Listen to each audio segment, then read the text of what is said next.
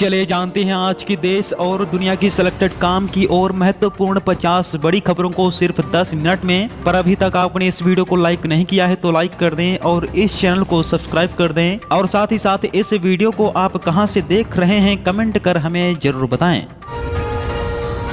India गठबंधन record तोड़ नौकरी देने का काम करेगा, बोले अखिलेश यादव। जी हां दोस्तों, आपको बता दें सपा के राष्ट्रीय अध्यक्ष अखिलेश यादव ने बुधवार को एक चुनावी जनसभा को संबोधित करते हुए कहा कि समाजवादी लोग लगातार काम कर रहे हैं जबकि भाजपा वाले केवल सपने ही दिखा रहे हैं। उन्होंने कहा कि कभी कभी मैं सोचता हूं ये बोरी की चोरी ये भाजपा वाले कहां से सीख कर आए हैं। वो सीखी है पार्ले जी के बिस्कुट पैकेट से। जैसे जैसे महंगाई बढ़ी पैकेट छोटा हो गया। जब से चुनाव शुरू हुआ है लगातार गर्मी बढ़ती चली जा रही है। 50 डिग्री तक तापमान पहुंच गया है। मैं समझता हूं राजनीतिक तापमान भाजपा के खिलाफ है। उन्होंने कहा कि हम राशन बढ़ा करके डाटा भी फ्री देने का काम करेंगे। राशन इसलिए बढ़ा रहे हैं जिससे गरीबों को भरपेट खाना मिल जाए और डाटा इसलिए क्योंकि बिना डाटा के आजकल कोई जानकारी हासिल नहीं होती है। इन भाजपा वालों ने बड़े बड़े लोगों का कर्जा माफ किया। 25 लाख करोड़ रुपए इन्होंने 10 साल में बड़े बड़े उद्योगपतियों का कर्जा माफ किया। हम गरीबों को कहकर जा रहे हैं कि जिन पर हजारों लाखों का कर्जा है सरकार आएगी तो आपका पूरा कर्ज माफ किया जाएगा। वहीं अखिलेश यादव ने कहा कि ये देश का चुनाव हमारे आपके भविष्य का चुनाव तो है, साथ ही आने वाली पीढ़ी के भविष्य का चुनाव है। ये चुनाव संविधान बचाने का चुनाव है।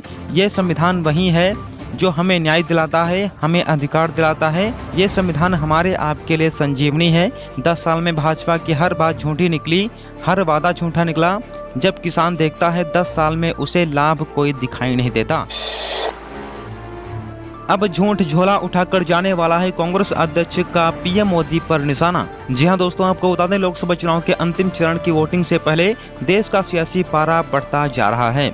एक टीवी इंटरव्यू के दौरान प्रधानमंत्री नरेंद्र मोदी ने महात्मा गांधी पर अपना बयान दिया जिसकी एक वीडियो सोशल मीडिया पर खूब वायरल हो रही है। अब इसको लेकर कांग्रेस अध्यक्ष मल्लिकार्जुन खड़गे ने पीएम मोदी पर निशाना साधा है। वहीं मल्लिकार्जुन खड़गे ने एक्स पर लिखा कि जिनके वैचारिक पूर्वज नाथूराम गोडसे के साथ महात्मा गांधी जी की हत्या में शामिल थे वो बापू द्वारा दिए गए सत्य के मार्ग पर कभी नहीं चल सकते। अब झूठ झोला उठाकर जाने वाला है। बता दें कि 7वें चरण के लिए 1 जून को वोटिंग होगी। आखिरी चरण की वोटिंग से पहले ताबड़तोड़ चुनाव प्रचार जारी है। सत्ता पक्ष और विपक्ष की तरफ से चुनाव को लेकर अपने अपने दावे भी किए जा रहे हैं।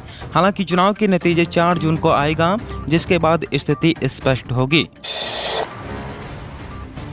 संविधान का सर्वाधिक मखौल कांग्रेस और इंडी गठबंधन के लोगों ने उड़ाया है। सीएम योगी का विपक्ष पर पलटवार। दरअसल आपको बता दें लोकसभा चुनाव प्रचार के दौरान आरक्षण के मुद्दे पर विपक्ष लगातार भाजपा सरकार को घेरने में जुटा हुआ है। अब मुख्यमंत्री योगी आदित्यनाथ ने विपक्ष पर पलटवार करते हुए उस पर निशाना साधा है। वहीं मुख्यमंत्री ने कहा कि बाबा साहेब भीमराव अंबेडकर बार बार कहते थे कि धर्म के आधार पर आरक्षण नहीं हो सकता। कांग्रेस ने लगातार प्रयास किया कि SC, ST और OBC का आरक्षण में सेंध लगाकर कुछ हिस्सा अल्पसंख्यकों को खास तौर पर मुसलमानों को दिया जाए। वहीं मुख्यमंत्री ने कहा कि कांग्रेस की आंध्र प्रदेश सरकार और कर्नाटक सरकार ने OBC के आरक्षण को मुसलमानों को बांटने का काम किया है। संविधान का सर्वाधिक मखौल कांग्रेस और इंडी गठबंधन के लोगों ने उड़ाया है। समाजवादी पार्टी ने 2012 के चुनाव में अपने घोषणा पत्र में ऐलान किया था कि वे मुसलमानों को भी आरक्षण देंगे। आरजेडी में लालू यादव पहले ही बोल चुके हैं कि बिहार में सभी मुसलमानों को वे आरक्षण का लाभ देंगे। दिल्ली में पेयजल बर्बाद करने पर 2000 रुपए का लगेगा जुर्माना, आतिशी का बड़ा फैसला। जी हां दोस्तों, आपको बता दें दिल्ली में पेयजल बर्बाद करने पर 2000 रुपए का जुर्माना लगाया जाएगा। जल संरक्षण और पेयजल की बर्बादी रोकने के लिए दिल्ली में 200 टीमों की तैनाती के निर्देश दिए गए हैं। सरकार का कहना है कि दिल्ली में भीषण गर्मी पड़ रही है और पानी की आपूर्ति में कमी है। ऐसे में पाइप से कारों की धुलाई, पानी की टंकियों का ओवरफ्लो, निर्माण या व्यावसायिक उद्देश्यों के लिए घरेलू जल आपूर्ति का उपयोग करने पर जुर्माना होगा।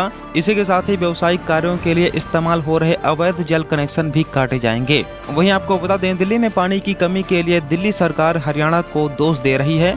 दिल्ली सरकार के मुताबिक हरियाणा दिल्ली के हिस्से का पानी जारी नहीं कर रहा है। दिल्ली सरकार में जल मंत्री आतिशी ने बुधवार को निर्देश जारी करते हुए कहा कि पाइपों से कारों की धुलाई, पानी की टंकियों का ओवरफ्लो होना, निर्माण या व्यावसायिक उद्देश्यों के लिए घरेलू जल आपूर्ति का उपयोग करने पर जुर्माना होगा। इसके लिए 200 टीमों को तैनात करने का निर्देश दिया गया है। ये टीमें गुरुवार सुबह 8 बजे से तैनात की जाएंगी और पानी बर्बाद करते हुए पाए जाने वाले किसी भी व्यक्ति पर 2000 रुपए का जुर्माना भी लगाया जाएगा।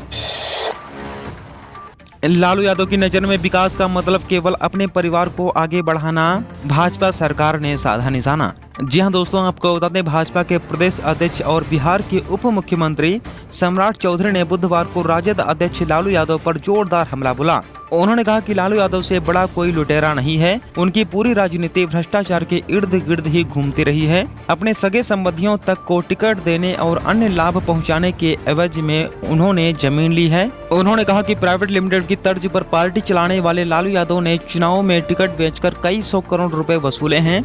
यूपीए 1 में रेल मंत्री बनने के बाद उन्होंने रेलवे के 2 होटलों को लीज पर देने के बदले पटना के सगुना मोड़ के पास कोचर बंधुओं से 3.5 एकड़ जमीन हथिया ली, जहां उनके दोनों बेटे बिहार का बिगेस्ट मॉल बनवा रहे हैं। उन्होंने कहा कि लालू यादव ने रेलवे में नौकरी देने के लिए गरीबी रेखा के नीचे रहने वाले हृदयानंद चौधरी और ललन चौधरी से पत्नी, बेटे और बेटियों के नाम पर जमीन लिखवा ली। राकेश रंजन और मोहम्मद समीन को एमएलसी बनाने के लिए उनसे पटना में कीमती जमीन अपने परिजनों के नाम पर ली। वे थोड़े दिन पहले तक बेटे को मुख्यमंत्री बनाने के लिए तरह तरह के षड्यंत्र रच रहे हैं। छठे चरण में पुरुषों पर भारी पड़ी, महिलाएं जमकर किया वोट। जी हां दोस्तों, आपको बता दें लोकसभा चुनाव 2024 के छठे चरण में महिलाएं पुरुषों से आगे रही हैं। महिलाओं ने छठे चरण में जमकर मतदान किया है।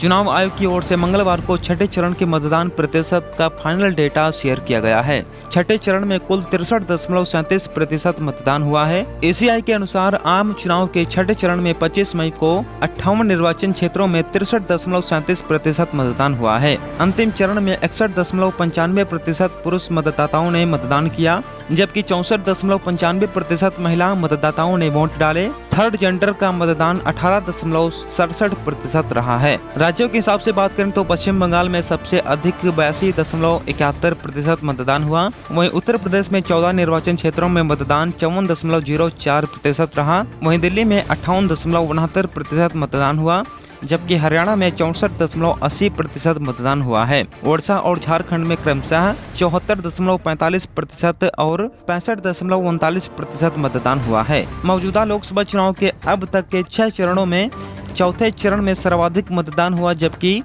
5वें चरण में सबसे कम वोट पड़े हैं। लोकसभा चुनाव के 7वें और अंतिम चरण में 1 जून को 8 राज्यों में 57 सीट पर मतदान होना है।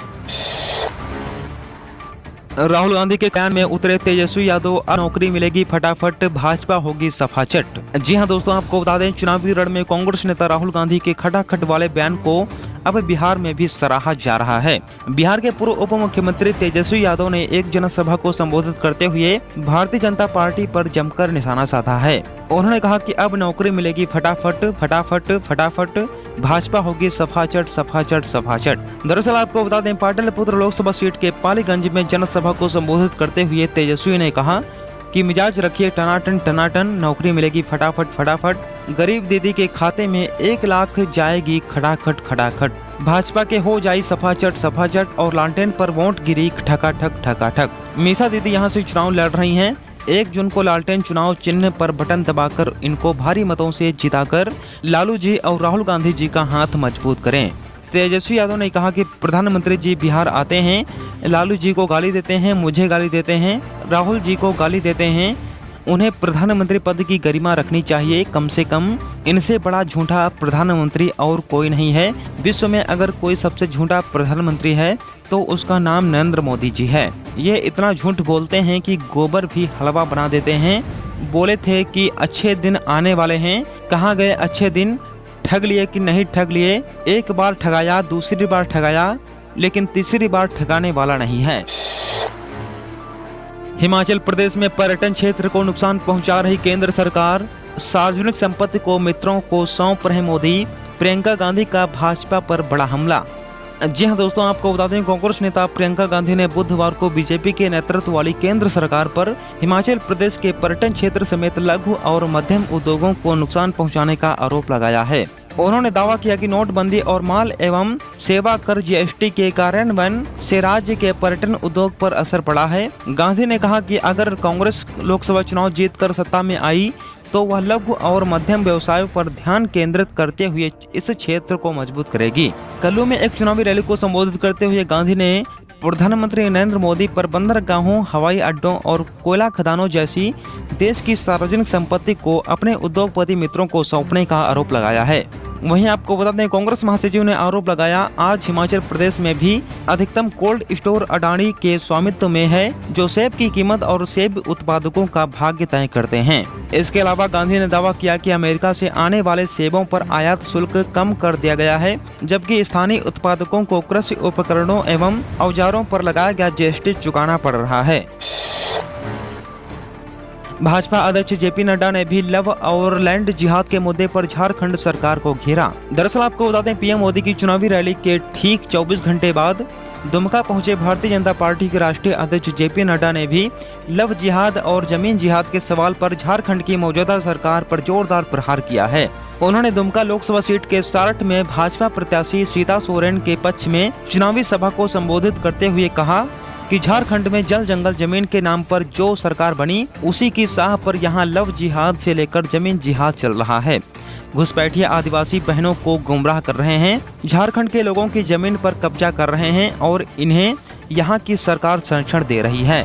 भाजपा के राष्ट्रीय अध्यक्ष ने कहा कि इंडी गठबंधन के नेता पता नहीं कैसा कीर्तिमान कायम कर रहे हैं।